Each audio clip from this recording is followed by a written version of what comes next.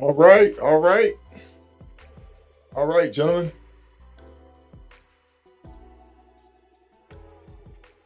We're going live. We're going live. Hey, hey, hey.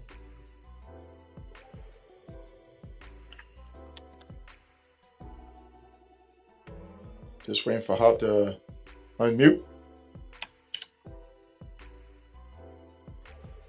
What's up, guys?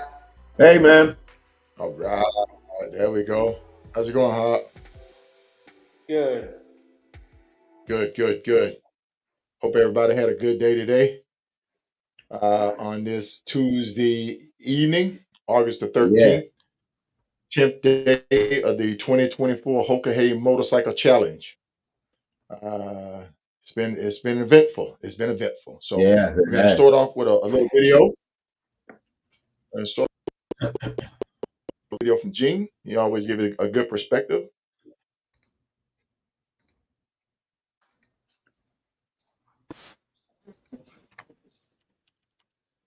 There's no sound.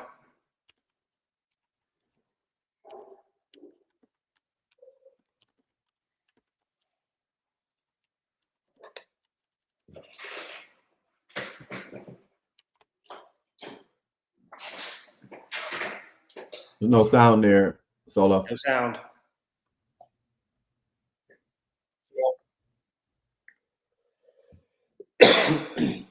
All right, we're gonna get back. We're gonna get back. We're gonna reload that, and I can hear him. Can you guys hear him? No. Nope. Okay, so we're gonna reload that, and we're gonna bring it back.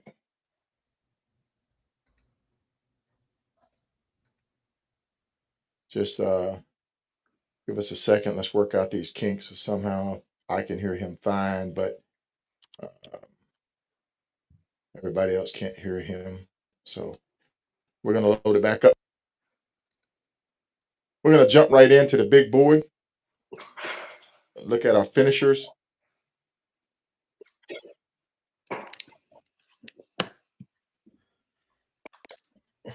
Let's zoom in to Homer, Alaska.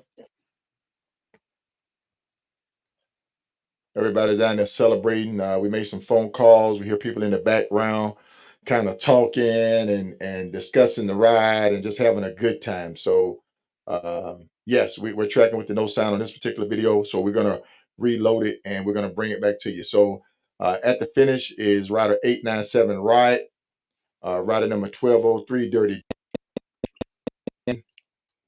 rider 1088 rider Richard. That's Shell.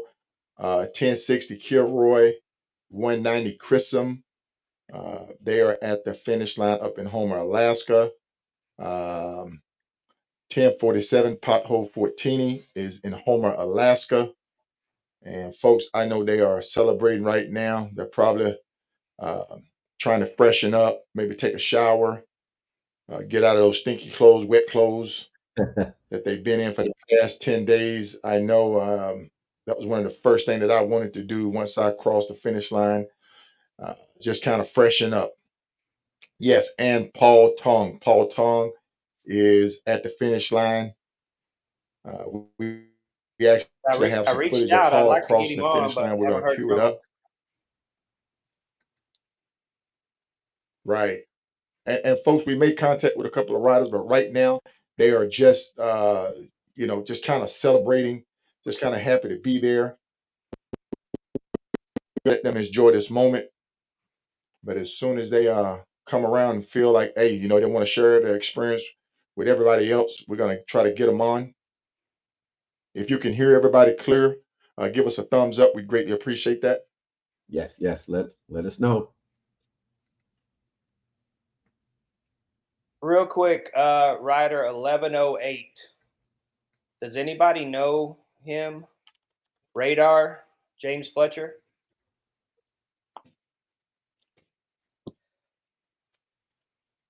Rider 1108, Jane Fletcher. Yeah. Apparently, someone found his vest in the middle of the street in New Mexico, and they have it. Wow.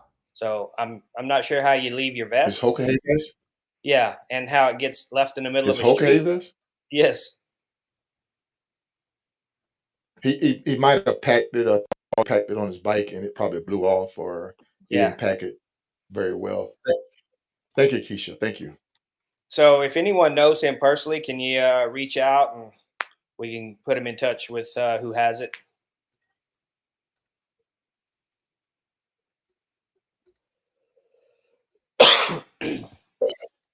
Let's see if we can get some footage here.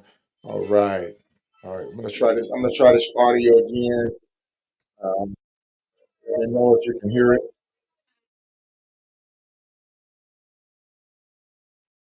Give me a thumbs up if you can hear it. Hold on one second, guys. Can you pause that? Oh, hey, we're watching your video right now. We actually have Paul Tong on the line here, guys. We're gonna roll the video. So Paul. welcome in. Congratulations. Strong finish. Thank you. So rookie rider, first time. For those of you watching, Paul is a very experienced long distance rider. This is just another walk in the park for him. So kind of coming from a different world, a lot of rally riding, IBA riding, long distance riding like that. So this one might have been a little bit different. What was your take on that? How did it compare, and what did you think of it? Oh man, well, it was a great ride. I really. Okay, so yes, it is a long distance ride. It was nothing like rallying. It's a totally different kind of skill set. It is. It's I guess you say apples and oranges, right? Kind of comparison. It's totally different, and I would put any set of long distance rally riders up with something like this and see them all be challenged. It was definitely challenging, and one set of experience in one thing is not the same. And but in that sense, I still enjoyed it. They did I thought a really exceptional job with the directions. I'd heard some things in the past, but no, when I actually got to using them, once you kind of figured out how they were written, what they meant, especially with the distances and what roads came first, it was very simple to follow them along, and they told exactly how far you had to go, and you had to keep your head in the game. Obviously, if you daydreamed and lollygagged, you find yourself 40 miles down the wrong way, and which meant the 40 miles to go back if you could figure out where that back was. So no, but a lot of great roads, very challenging. Some were just beautiful. Some were technically challenging. Never really, except for a couple times, did you have to worry about track. There were some you had to worry about traffic and stuff like that, but for the most part, it kept you off the main roads, and so you were just free to move. It was an exceptionally well put together event, and I had a lot of fun. So you were on a 21 Pan Am, which have been known to have issues in the past. How was the bike? How did it hold up? It had issues in the present as well. Well, first thing is the guy I bought it from. That should have been my first clue that it was going to be problematic from the get go. I mean, that is right. So the fuel pump was going out when I got it, which was a known issue. That's okay. So I had it swapped out. Well, yesterday it started going out again, and I don't know why I thought about getting a new one and carrying it with me, because I called all the Harley dealerships in Alaska. None of them have one. So what I want to do about that right now is still up in the air. Also, somehow one of my rotors got warped, probably when I dropped it on day 2. So I've already got a full set of two full sets of brakes on the front end. We'll need a new set. Also, no rotors available here, so that's another thing I'm gonna have to look at dealing with. But those were the only issues. Did you have to tighten the chain up a lot, or? No. And well, I had brand new tires put on. I had a brand new chain and sprocket put on before the event, and then rode it to the start. And then I had them put brand new tires to start the event, and said, "Hey, you're gonna go ahead and check the chain." And I'm like, "Yep, everything's good. Yep, it's ready to go." I had looked at it a couple times during the ride. They're like, "Nope, everything was good." I just every day I would either every other day I would clean it, and every day I'd throw some chain lube on it. But they're just fine. The aftermarket windshield, those bolts that you have to put together on, I highly suggest you red Loctite those things because they came apart 3 different times, and I actually think now I'm missing a bolt, so I got to figure that one out too. The windshield will vibrate itself loose just when trucks are up next to you, or if you get a good crosswind, it vibrates the hell out of it. But the windshield works great, but it just a lot of vibration, and the aftermarket bolts that have you put in there, you need a lock back to those things because I had to tighten them up several times. But I put a Russell Daylong seat on it, and I tell you what, it came with the handlebar risers. The guy I bought it from was smart enough to put those on there, and I was very comfortable the entire time from the beginning to the end. I was able to sit there and feel very comfortable. Usually I have a lot of shoulder pain, lower back pain, very minimal shoulder pain, no lower back pain. I was very satisfied with that and how comfortable the bike was for me. So in that sense, it was a great bike. High ground clearance was nice in several different situations with rough roads and what have you. I don't think the Pan Am's really adept at full lockouts left and right. So where I'm used to be able to do tight maneuvers in parking lots, or if I wanted to turn around on a road or something like that, was a little bit harder on this one. Also, might have been some of the I had the fleet tracker wired into the front, and then I had a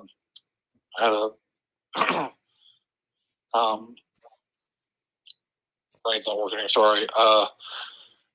Aux lights up front, stuff like it had a lot of wiring up front. I think that also might have hindered it, but it wasn't real good for. But it's also supposed to be a sort of an off-road bike, so locking full left and right like you want to park a lot, maybe it's not really what it's designed for. But that was a minor, almost nothing issue. So I know you're a little bit more experienced than the average rookie or whatever, but do you feel you packed correctly, or did you forget stuff or bring extra stuff, or how was that?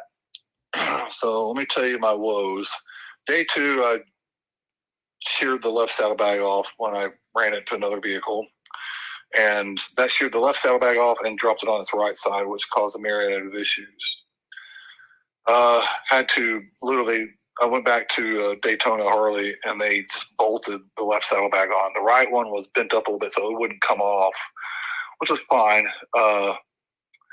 When I went to, I think I may have warped a rotor on the front right, because when I went to get an oil change done at Flaming Gorge Harley, I had noticed that the brakes felt funny, and sure enough, one of the brake pads was worn all the way down, probably from the rotor. But we didn't have any rotors, so we just replaced pads. Well, the technician, wanted me to take all the saddlebags off because it was hard to get up on the center stand to do the service. I said, well, the only thing I can take is the top case off. The other ones are going to be kind of hard to get off. He said, okay. Well, when he put the top case on, he didn't put it back on correctly. And somewhere on US 62 west of Casper, Wyoming is my top case, along with my CPAP, my laptop, my meds, my glasses, all my hygiene gear, some clothes, most of the food I bought, the other stuff. So did I pack correctly? Hold on a second. Got a card passed on here. Yes, I packed correctly because I still had all the things I needed to finish the ride.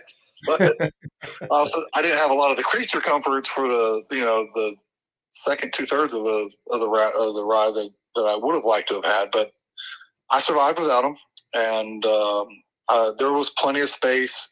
You really don't need much for something like this. I brought a tent, never used it once. Just a sleeping bag and a little blow-up pillow was perfect for next to the bike. Knock on wood, though, I didn't get. The times it did rain, I was able to find I'd find like an old church or something with a little portico shade, and I'd sleep under there when it rained. The one time that it rained when I was doing that. Other than that, I was sleeping next to the bike, so I didn't really need the tent. But just having your riding gear to change in and out of, fresh socks, stuff like that, was really all you needed. So I could have packed probably a lot lighter than what I did. But I also had more tools than I would have ever needed. But I did end up using a couple of them for a little this, a little that, but nothing crazy. How were you sleeping? Were you just riding until you got dead tired and pulled over for a couple hours, or pull over a certain time? Well, I was really surprised that, I have a sort of a sleep regimen that I do when I do rides like this, but because this Chris, you've ridden in rallies, and you understand sometimes you'll get halfway through a rally, and you know, I can't go over here to this bonus because it's, you know, thunderstorm or whatever, Right. you know, so I'm not going to go there. So you have to change, and it changes your plan. So suddenly you're changing everything from where you're riding to how you're going to sleep, what you're going to eat, and what have you. This one was completely different. You know, we had to go to Key West, Hurricane Betty or not. Right. So either you sat it out and waited for it to pass and then started your ride, which you could easily do and probably still be a finisher, not a slow ass finisher, but a regular finisher. As a matter of fact, I think I probably could even waited it out and still been, you know, within that 14 days that they said. Yeah. But I didn't wait it out. I said, you know what, this is what we do. So I rode, and because of that, I never really had to think about changing my course, because your course was the course you had to ride. So what I'm trying to get at is I rode till I was tired. And for me, typically on a situation like this, what I found was I could ride late into one night, get a small amount of sleep, and then ride all the next day. But then that next night, I had to get, you know, 4 or 6 hours or something like that. I had to, you know, Right. to not be running on that sleep deficit where you're getting those little micro sleeps, or you start losing that level of thinking that you need to have, you know, because I missed, one time I missed the road sign. Straight up, it was raining. It was in Arizona. There's a lot of traffic. There's elk like literally crossing the road right in front of me. And I straight up missed I think Arizona 27 or something like that was the road sign. And I just missed it. And I went 20 miles out of the way before I was like, something don't seem right here. So I pulled out the paper map that I had, and sure enough, I went too far. So, you know, and I was probably a little fatigued and in the rain. And so making sure you get a good amount of sleep is still so very important on this. But I was able to almost plan my sleep. Whereas, you know, other rallies, it's more of an opportunity. So here, this was pretty good. And I slept just fine. As a matter of fact, I probably got a little less sleep than I normally did, but because I was able to standardize it at the same time every night, my body felt like, okay, it's time to rest. And it did. And so that was pretty helpful. And I thought I slept pretty good. I probably should have done some more, but you know how it is. You say you're going to, you know, not be too competitive, but you know, we all know Right, better than that, right. So, Well, no, I know I speak for everyone. We say congratulations. That was an awesome job coming in, awesome finish. I know you had a bunch of issues to deal with, so overcoming those and still doing as good as you did is just amazing. well, thank you very much. Yes, yes. Solo, you guys got Hey, anything? Paul, if you would, yeah, if you would, Paul, give a shout out to the nonprofit organization that you're riding for. Let the people know and give the link so that they can maybe donate or assist or help out as much as they can. Okay, well, thank you for bringing that up. I ride for 2 organizations that are based out of Irving, Texas, where I work. And one of them is the Irving Police and Fire Blue Christmas Foundation. It basically provides Christmas presents, clothes, and meals for underprivileged families over the Thanksgiving and Christmas holiday times every year. They're pretty unique because they take donations, but they also seek financial donations to specifically target certain families that have those specific needs. And you can find them on the online Irving Police and Fire Blue Christmas.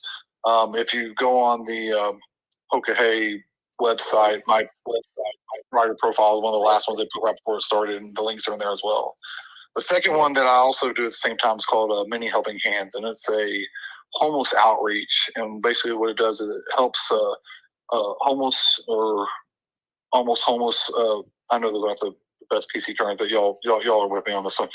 And it helps them not just in finding meals and clothing and certain necessities, but it helps get them IDs if they don't have IDs. It helps them with job placement, get certain kind of clothes they need, or maybe rides for interviews and stuff like that. Help get them so they can bridge that gap between being homeless and being back on to their own 2 feet again. And so I proudly donate money to them to help them with that, with funding those activities and funding a new daytime activities facility that they have just started. So,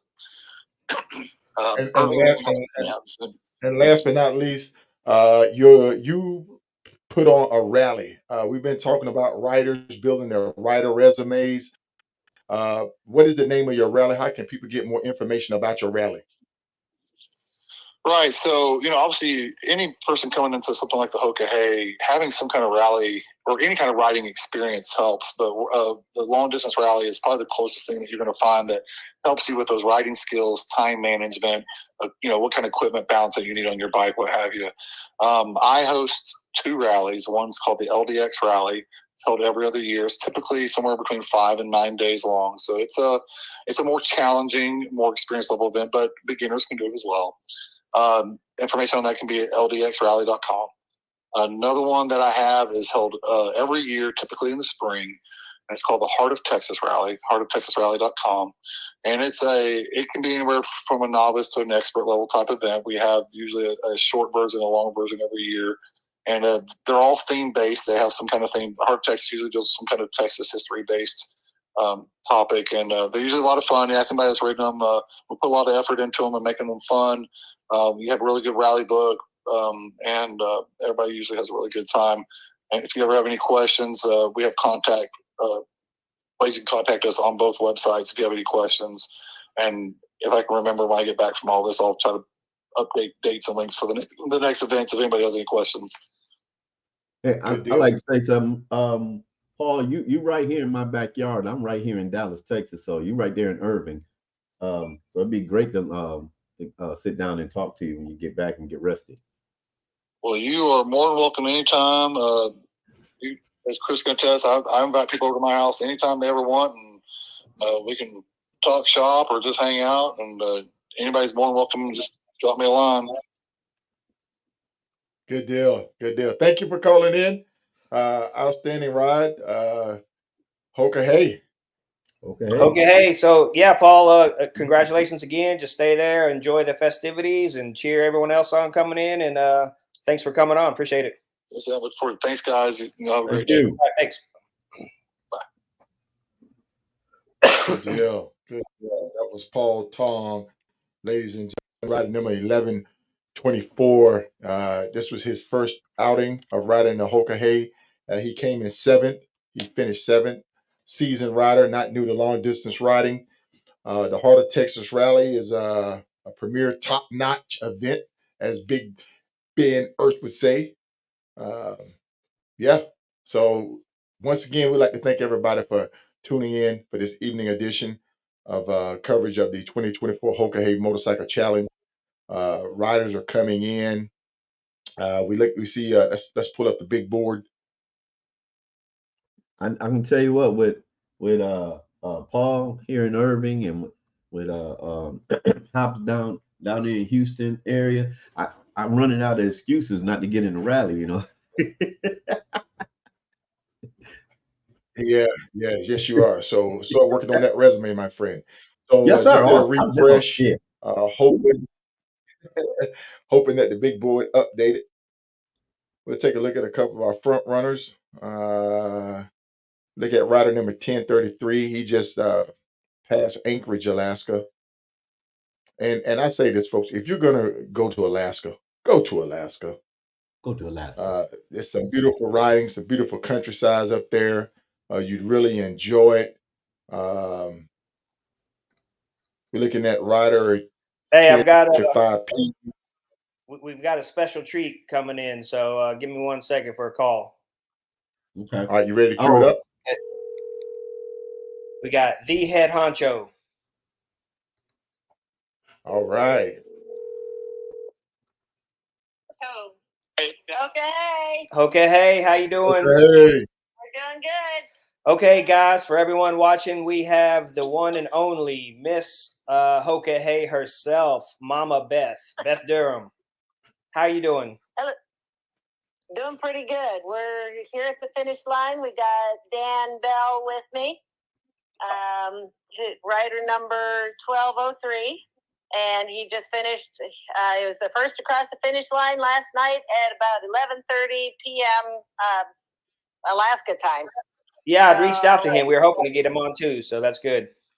We got him sitting right here with us. We got Blackie and Annie and Tara. I don't even know her last name. She's one of our supporters, so she's hanging out with us here today, waiting on riders to show up.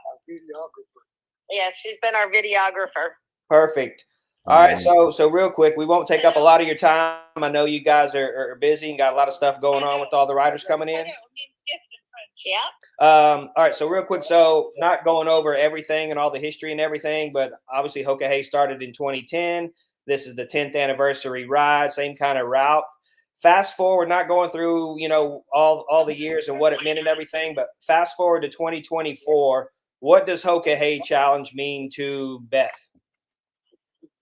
Well, it's celebrating Jim's legacy and keeping that dream alive and sharing the knowledge, acknowledging the Indian peoples and the First Nations around the country, and trying to do a little bit of fundraising, bringing people together to do good and do right by each other. So that's it in a nutshell, but it's so much more. And I know it means a lot of different things to a lot of different people, but that right there is the best summary I could come up with. Right. So we've been talking about all the time we've been on. We talk about what these riders are going through, their mindset, the struggles, the mental struggle, and all that. On kind of a different side of it, what is your mindset and struggle as you're watching and kind of overseeing and in charge of all these riders? Oh, it's yeah, there's a challenge in and of itself, quite honestly. And I have phone calls and text messages coming in at all hours of the night. So this phone number is actually Hoka Hay Hotline while the riders are out there, and they can call in if they've had some kind of an issue out there on the route, or if they just have something about the route that needs clarification or something along those lines. So those calls come in at all hours, and just every time the phone rings, I pray that it's not some sort of an emergency. That does wear on you, but so far everybody's moving along smartly and getting the job done. We actually have had a few accidents. We have had a couple of injuries, but they will eventually walk away. So for that I'm grateful. Right. How are you feeling the first 2 days with the stuff in Florida? I'm sure you're on pins and needles then. Yeah, that was my question. Yeah, absolutely on pins and needles. But I have to trust the riders to be able to make a good call in the moment. It's just like a lot of times when they come upon a fire, wildfire out, especially out in the West, I trust that they're going to find the right safe way around that fire, or get out of those conditions and find their way to safety. So I really do. I put a lot of faith in each and every one of our riders, and they know their limits. They know when to stop and get some rest. They know when to quit. Sometimes they do push a little further than maybe they ought to, but I can't. We put them out there and ask them to test themselves. So some are definitely pushing themselves a little further than they ever have in the past. And you learn your limits sometimes the hard way, but absolutely. Yes. Like I say, I just have to trust that they know when to call it. Yeah. Solo, you got any questions? No, you answered that one question that I have for Beth. I just want to say thank you, Mama Beth, for putting on an outstanding event again this year. To all the riders and all of the committee for all your hard work and efforts. We thank you, and we appreciate you letting us do this live broadcast to cover the 24 Hoka Hay Motorcycle Challenge. So thank you very much. Yeah, awesome. Well, I know that you guys have had some real good viewership, and so it's been interesting, the different takes that we've had on the live coverage. But I think all in all, you guys are. I mean, well, hell, Solo, I'm standing here looking at the trophy right now. So I'm coming for it. speaks volumes about who and what you guys are and how you believe in the challenge. And so we appreciate the good words. Awesome. And one last thing, I heard a rumor that in 2026, Hopper gets a 24-hour head start. So I was going to ask, how did that come about, and how did I get chosen for that? Where's the mute button? I need to find the mute button. I think that's something to do with self-grandizing. How's that word? I don't know. It's delusions of grandeur. Well, you've got 2 years to think on it, so take your time. Well, so do you. So we All right, will guys. see Thanks you. for calling in. Thanks for talking to us. We appreciate it, and good luck with everything else. Good deal. Did you want to talk to Dan? Yeah, if that's all right. Yeah, perfect. Sure. I'll pass the phone over. On the way past, Blackie's going to say hi. Yeah.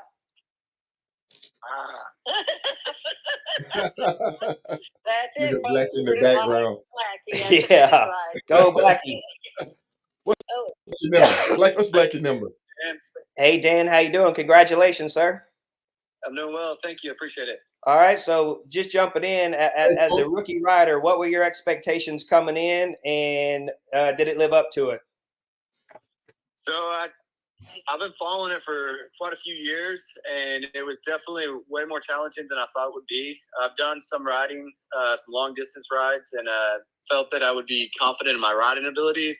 However, the navigation was a whole different factor. Just starting with the hurricane and going through, I broke my my clipboard mount, and so I was trying to tape it to the windshield, and all my stuff got wet, made it a huge struggle and a hassle. Come day 2, I definitely mentally was having a hard time with that. Once I got to Oklahoma, I went to Walmart and pieced together a better strategy for my instructions, my directions. After I got that down, I was moving pretty good. So the challenges were all there. I faced pretty much every weather that you could think of with the hurricane and some of the high winds going through New Mexico, and even between Wyoming and South Dakota, there were some pretty good winds. But overall, it was an enjoyable ride, and definitely looking forward to getting some rest and reflecting back on some of the challenges that I haven't fully processed what I went through yet.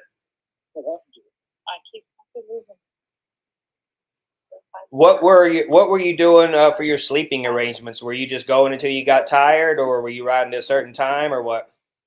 So my strategy had planned to try to ride about 18 hours and then get 6 hours of sleep and then start fresh each morning.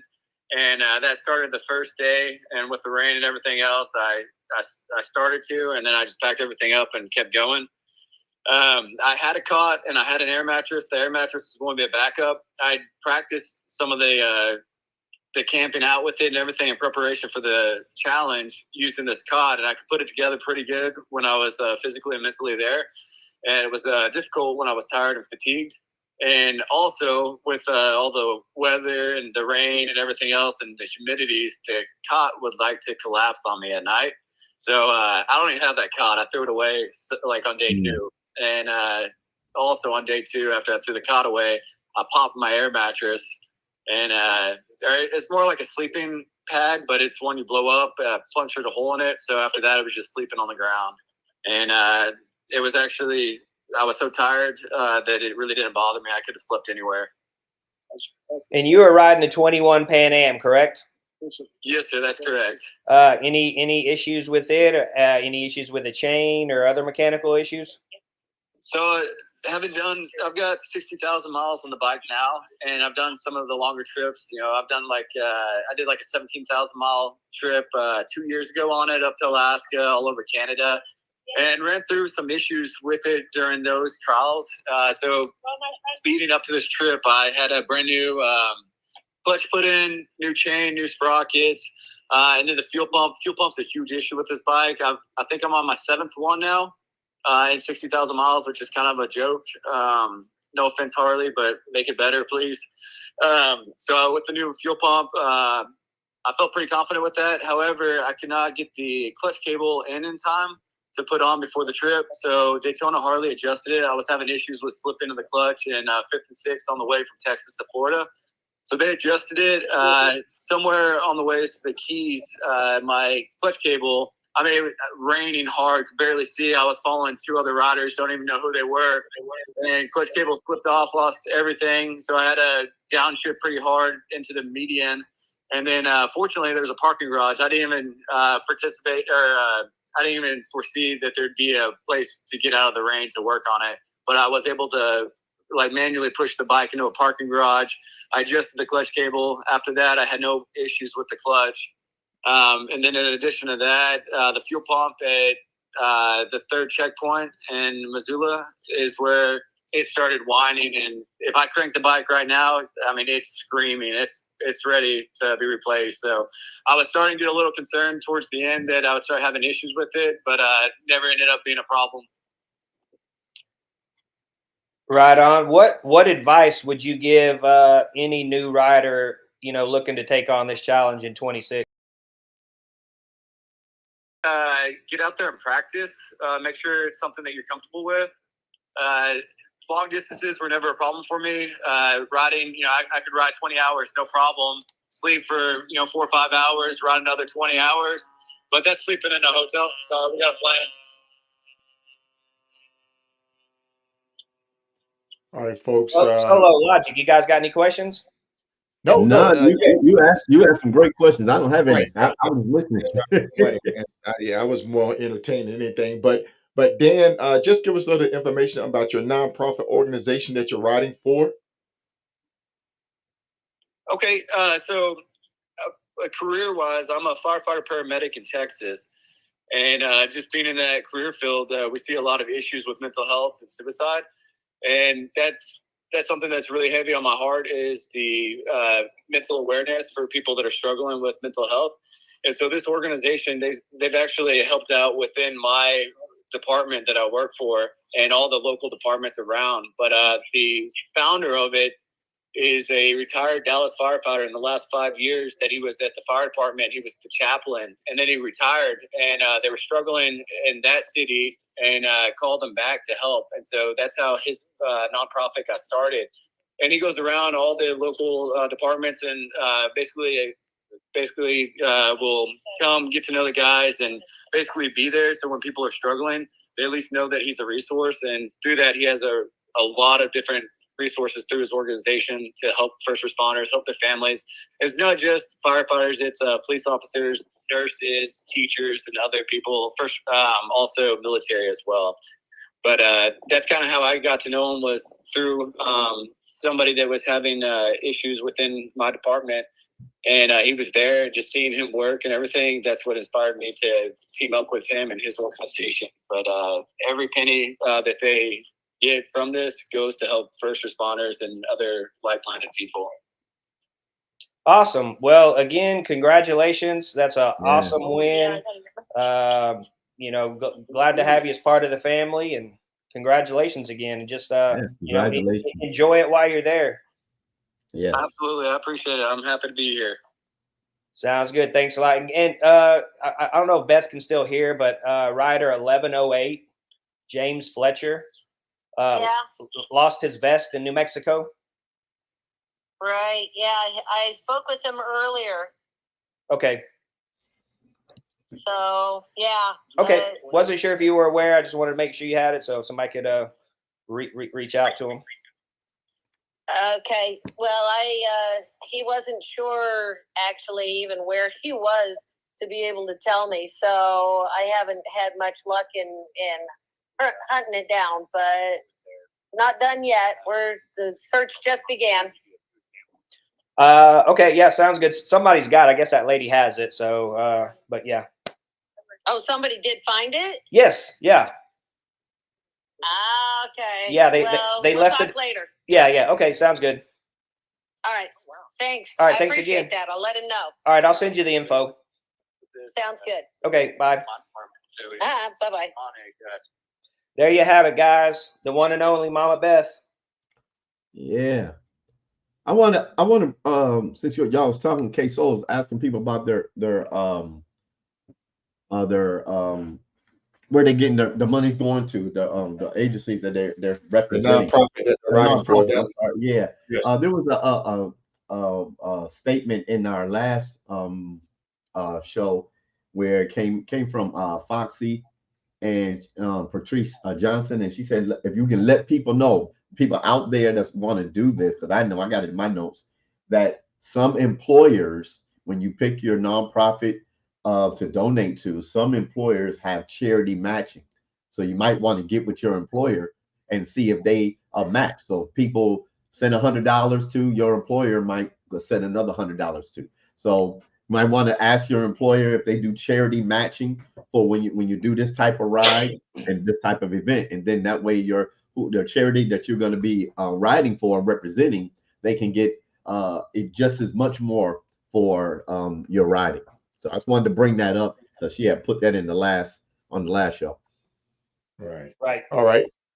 So we're gonna go to the big board. Let's go to the big board right quick.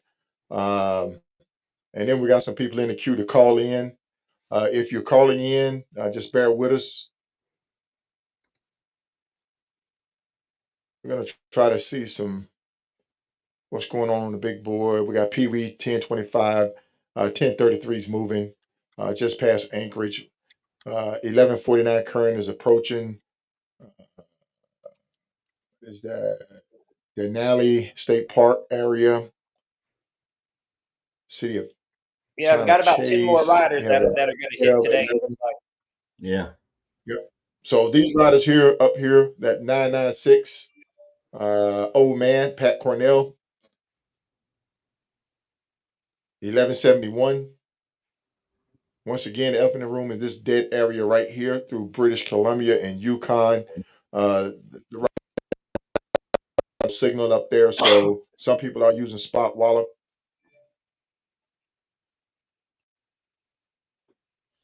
Once again, we want to thank everybody for tuning in for our evening edition of coverage of the 2024 Hoka Hey Motorcycle Challenge. Just let you With me, I know, have Chris Solo. Hopper of Hop's Adventure, Logic of Keep It Logical, Keep it logical. and K Solo. You can rebroadcast on my YouTube channel. So head on over to YouTube. Probably for the next couple of days, we will be probably broadcasting on our YouTube channel. We'll be jumping platforms. Tone had said, Solo, if he gets in time, he's gonna either let me or give you a call. Okay, that would be perfect. Yeah. Thank you, Tone. I had him on, but for some reason I couldn't bring him on speaker, so I couldn't hear him. So I had to totally disconnect. We appreciate everybody calling in. I know I wanted G-Man to call in out of New Bern. One of his good friends is riding. Jeff Hallquist is riding. This is Jeff Hallquist's second go at it. His first go at it, he was riding the Pan Am, and it went down on him, so he wasn't able to finish. So shout out to Jeff Hallquist for sticking with it. An outstanding long distance rider. He rides for a couple of different Tour of Honor, Ultimate Long Distance Rider. You're familiar with Ultimate Long Distance Rider, correct? Yes. Could you speak on a little bit about people building their resumes and getting involved with that? Yeah, Alder is basically a year long contest, if you will. It changes every year. There's basically like 13 different items that are put out at the beginning of the year that you have to find, and you're only allowed to find one per state. So obviously in the beginning, you rack up a lot of points because everything's close to you, and the further in the year, the further away you got to go to score points. So definitely a good reason to get out and ride. They have monthly winners and then obviously the yearly winner. It's a fun thing, and it's self-policed basically. So you submit your pictures and all, and the peanut gallery will let you know real quick if that picture counts or not, or if there's a problem with it or something like that. That's true. You just adjust accordingly. It's just something fun to do. A great way to get you out on the road. Also practicing keeping your head on a swivel like you need to do for when you're looking for these signs in the Hoka Hey. You're always watching, you're reading every single street sign. So this is a good way to kind of practice that because you're always out looking around, looking for these items that you got to find each month. So, check it out and check out the Facebook page. It's all free. You don't have to pay anything. You can jump in at any time and just have fun with it. Yeah, yeah. And that's another organization that's great to help you build your rider resume to get into the Hoka Hey. Um, the panel committee are familiar with it, and they know all it takes for riders to complete it and participate in it. So if you're looking to build your resume, and also the Tour of Honor is another good Mhm. organization Yep. to participate Mhm. in. And the RTE, you mentioned that one, Yes, yes, yes. How could I not mention the RTE Cross USA? That is right? an outstanding. since I won it twice, but that is an outstanding man. If you love to ride and you love to eat, that is it. That is the ride challenge that you need to look into. They have an outstanding Facebook page. Eric Pascal, I hope I'm pronouncing his last name correct, puts on a great ride to eat across USA. Look it up. That's RTEX USA. Live to Ride, Ride to Eat. I actually won it in 19 and 21. I mean, it took me deep. I went from, I think I hit all 50 states both times doing it. So um, there are probably some restaurants in your own backyard that you could ride to, uh, get some great food, and ride on some back roads. Yeah, if we could touch real quick, I guess if anyone has any updates on anyone, breakdowns or anything, the only one I've got, I guess, is Mike Womack. Yeah. Had some issue. He was getting his bike towed back to Grizzly HD. So I'm not sure what Yes, the issue is. Hopefully he gets that one up and running and he can get back on the road. I know Del Meyer, she had another issue yeah, up we got in, it. I think it was Montana. I think she got fixed up, is back on the road now. So hopefully everything she's got is doing good. Um, any other breakdowns that you guys are aware of? I haven't heard of any other ones Uh, myself. uh, I think you covered Mathis. No, I think that's it. That's all I'm cleared to talk about. So I'm going to leave it at that. If you do have a rider that's experiencing some mechanical difficulties or breakdowns, you can post it here. You can get it in Messenger. Send us a message and get it to us. I know. Kim, she needed some brake pads, but she was at the dealership with her earlier. She's back in the game, rolling right along. Oh yeah, yeah, yeah. And then again, another shout out to all the ones who had little minor mishaps and crashed, and hope they're all healing up, quickly and get back home so they can start that healing process. Right, right. And we definitely want to say, hey, folks, if you have a rider out there, check on them, Yeah. keep them, you know, stay with that rider, kind of encourage that rider because um, they're experiencing everything right now in on day 10. Hey, I'm gonna Mhm. cue up this video of Michelle, the first female finisher. Uh, she's riding an Indian. Yes, she's riding an Indian, and she had an outstanding performance. I think she finished she's an elite finisher. I know she's an elite finisher for 22.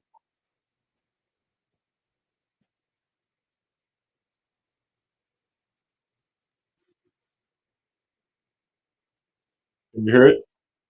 No.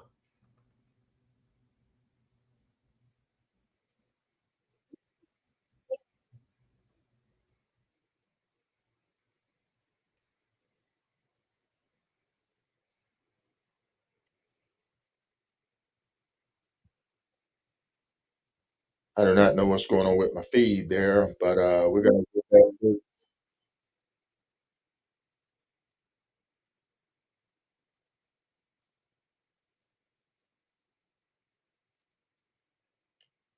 right at 1088. There she is. As a matter of fact, John, I don't even want y'all to hear that. That was an outstanding, outstanding performance by Michelle. First female finisher, rider 1088. You can go look at her bio. There's Riot coming up to her, giving a big old pat. Mama Beth right there. Like I say, she's a seasoned rider. This is not her first go at the Hoka Hay.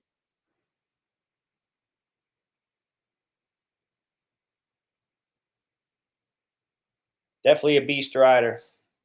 Yeah, yeah. So even though we can't get the sound up, you can see the joy of crossing the finish line. You can see the expression on her face. First female finisher. Yes, indeed. And That's good. she's on a challenger. So for all the Indian riders out there, I know Pothole was on an Indian. Outstanding, outstanding. I know Pothole was on a challenger.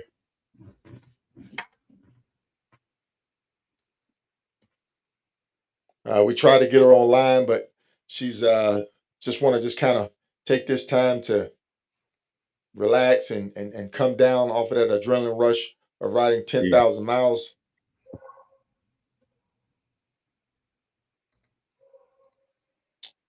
All right, folks. Hop, we're going to keep the evening edition light. Are there any particular riders we want to focus on? I know Pop-Off's rolling, Curves rolling, Road Runner, Jeff 1202. Riders I are was at the trying border. to find. Oh, there they are. They're in Canada. The Smiths. I mean, I was following them for a while, but I guess they got to that point where, well, I don't see them moving right now. The Smiths.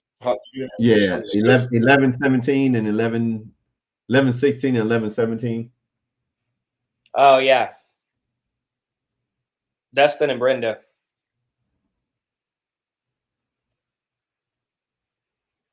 Yep, they're doing good. Yeah. It's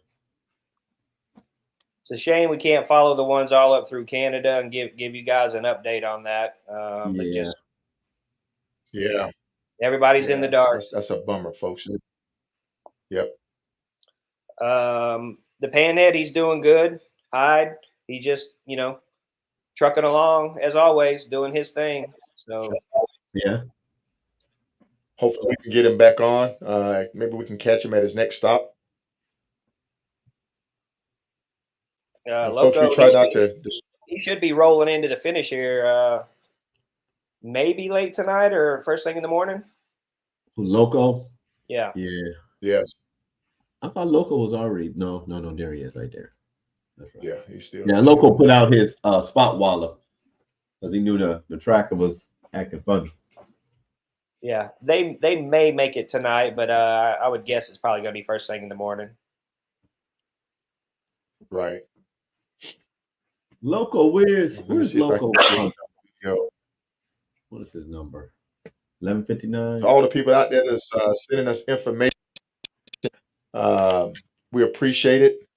Giving us updates. Dan,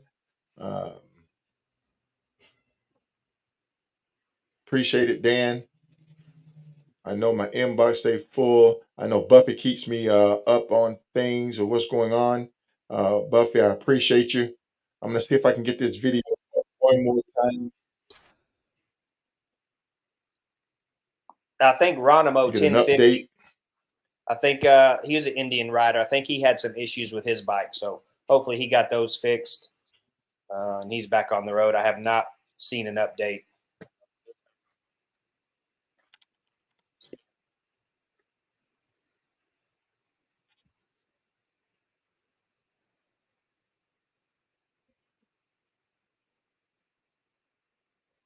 We're gonna try this Anyone again. has an update on him? Can you post it? Last I saw yesterday, he had an electrical issue and broken down.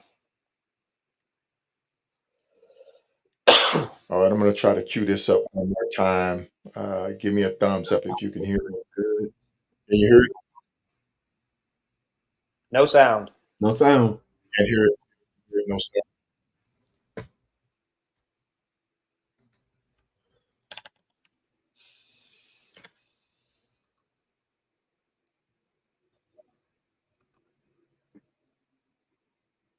All right, folks. There's a Seems like we're lot having of some new technical riders up in difficulties with front. that video, but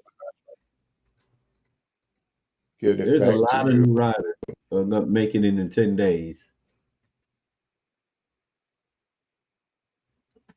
And once again, we just want to highlight, folks.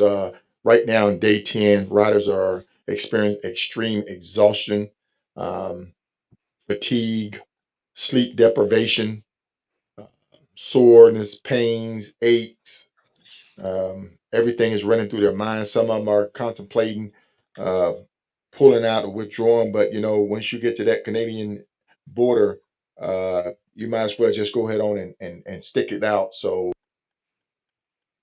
um, it's all about that intestinal fortitude. Yeah, Chris, we're just going to go the 14 days. That's when the party is. That's when you should be done by. After that, I think we both kind of feel that they should shut it down after that. So there will be some Yep, slow that is riders that is rolling that in is that after is that, but that's kind of on them.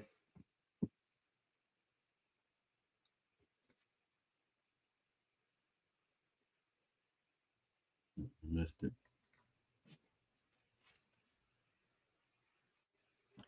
do a quick video, not video, but just a couple of pictures, a couple of riders that's out there in the field. You can see it on their face. They're happy, excited, but they're also Yeah. weathered. Their bikes are beat to a pulp. So, like I say, folks, if you have a trailer queen, this is not the ride for it. Even in the lower 48, still, they're going to take you on some back roads. They're going to take you through the desert. You're going to express it all. So, make sure that you have the right bike for this ride. Mm-hmm.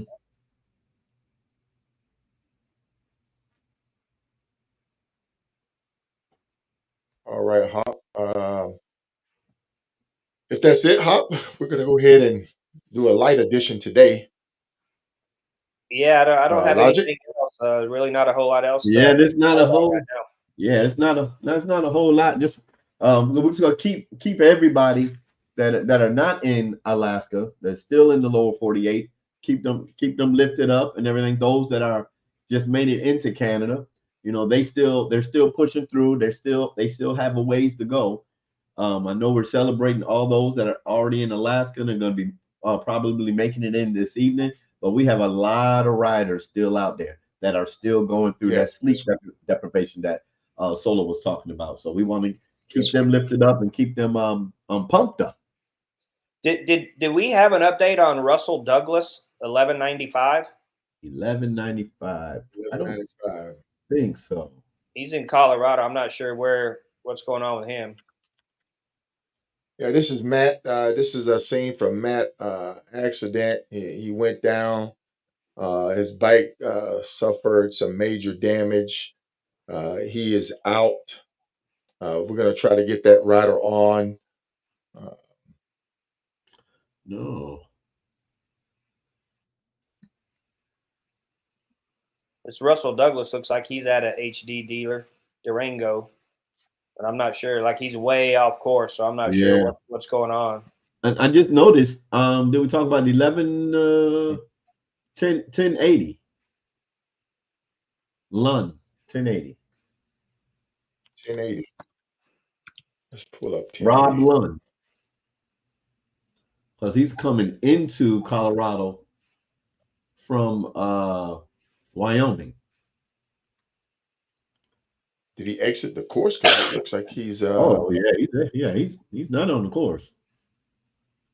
Not going in that direction. Unless he, like you said last time, he might have took a wrong turn and know he got to turn around, but he did.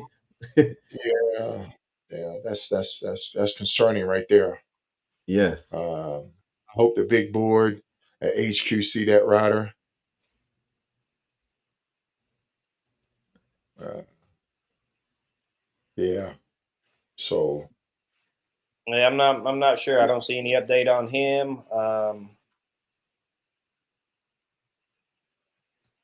Or the 1195. So if anybody's got an update on either one of them.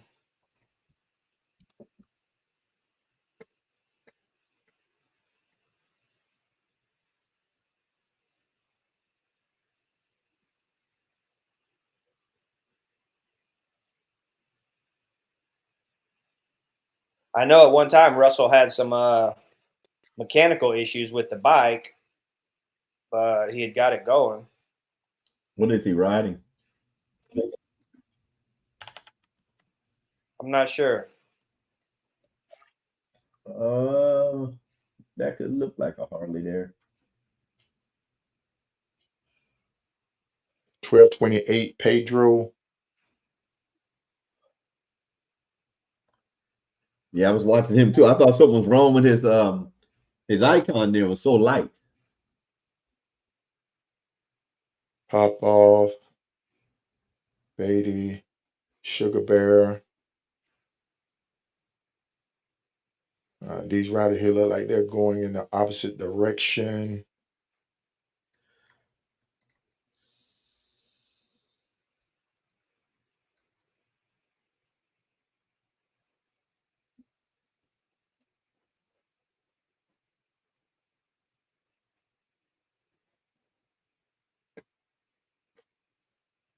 Yeah, what's going on here?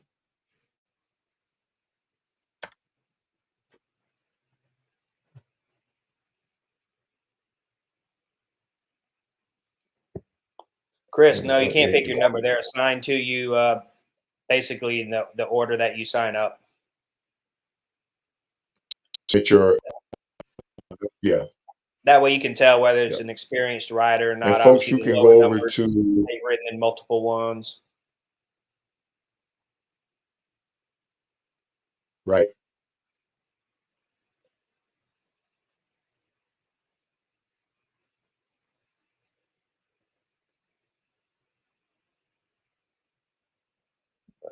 Okay.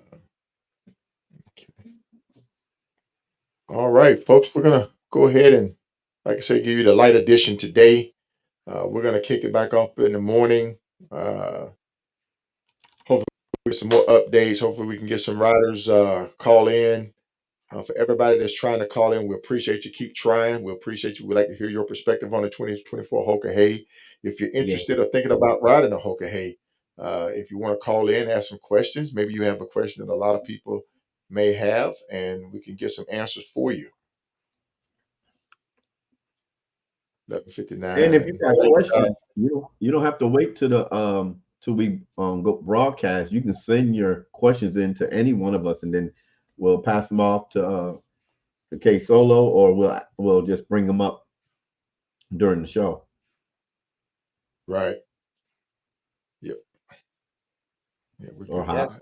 So Appreciate everyone we're gonna tuning sign in. off. We'll Hop, catch do you you have tomorrow anything morning. else? All right. Once again, you can recast the rebroadcast on Hop's Adventure on YouTube. Keep It Logical on YouTube, and K Solo the Rider on YouTube. So yeah, if you want to rebroadcast, you want to pull it up on the big screen when you get home from work and enjoy it. Hey, we greatly appreciate it. All right, Yeah. folks. Until tomorrow, Until tomorrow. we'll see.